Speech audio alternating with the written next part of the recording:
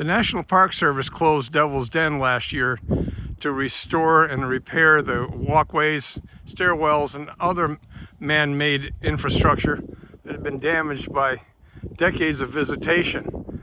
Although the main part of Devil's Den, which is the rocks and boulders that you can see beyond the fence, has been reopened, part of the summit and part of Devil's Den itself remains behind this fence.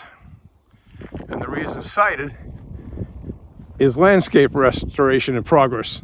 This is similar to some of the signs you see atop Cadillac Mountain in Acadia National Park.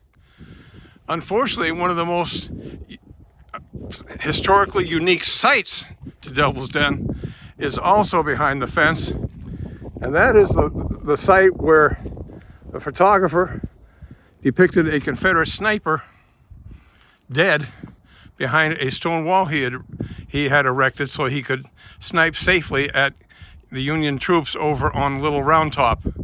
I'm not sure when this part of Devil's Den will reopen, but hopefully it'll be later this year.